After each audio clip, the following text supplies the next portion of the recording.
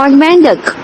بہت عرصہ پہلے ایک زمانے میں ایک پرسکون گاؤں میں دو بہنیں رہا کرتی تھیں جن کا نام ڈائمنڈ اور روبی تھا۔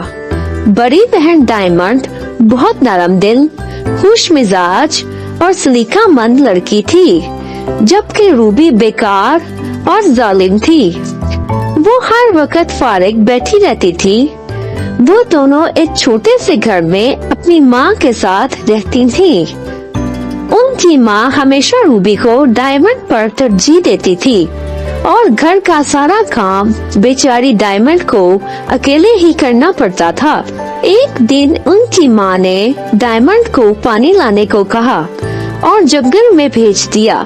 جیسے ہی ڈائمنڈ پرانے پتھر کے کنویں کے پاس پہنچی اور اپنی بالٹی بھرنے لگی تو ایک بوڑھی عورت جو درخت کے پاس بیٹھی تھی اور بہت کمزور اور پیاسی نظر آ رہی تھی، ڈائمنڈ سے کہنے لگی، پیاری بچی، کیا میں تمہارا تھوڑا پانی پی سکتی ہوں؟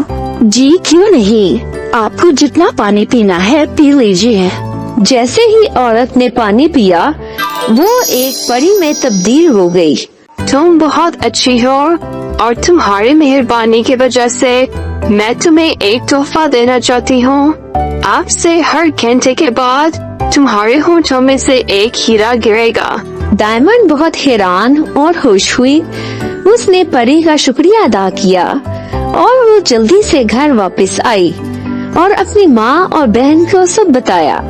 جیسا کہ پری نے کہا تھا، ہر ایک گھنٹے کے بعد ڈائمنڈ کے منہ سے ایک ہیرا گرتا۔ یہ دیکھ کر ڈائمنڈ کی بہن روبی اور اس کی ماں لالچ میں آ گئے۔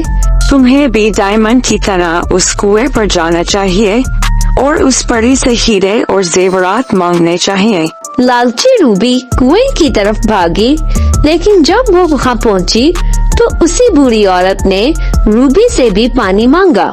مجھے پریشان مت کرو اور یہاں سے چلی جاؤ، میں یہاں ایک پری کو تلاش کر رہی ہوں۔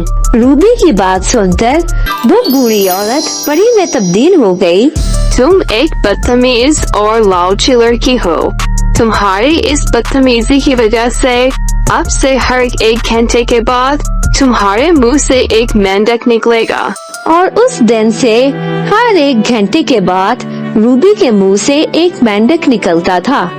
اس کی ساری خوبصورتی اس کے غصے کی وجہ سے ختم ہوتی گئی اور کوئی بھی اس کے قریب جانا پسند نہیں کرتا تھا۔ جہاں تک ڈائمنڈ کا تعلق تھا، اس کی نرم دلی کی وجہ سے ہر کوئی اسے پسند کرتا تھا۔ جلد ہی اس کی شادی ایک شہزادے سے ہو گئی اور وہ دونوں ایک خوبصورت اور ہیروں سے بھرے ہوئے محل میں ہنسی خوشی رہنے لگے۔ اس کہانی کا اخلاقی سبق یہ ہے کہ ہماری اصل خوبصورتی مہربانی اور عاجزی ہے، جبکہ ظلم اور لالچ صرف بدقسمتی کو دعوت دیتا ہے۔ Hey everyone, did you enjoy the story? Don't forget to like, share and subscribe to our channel for more fun and exciting tales.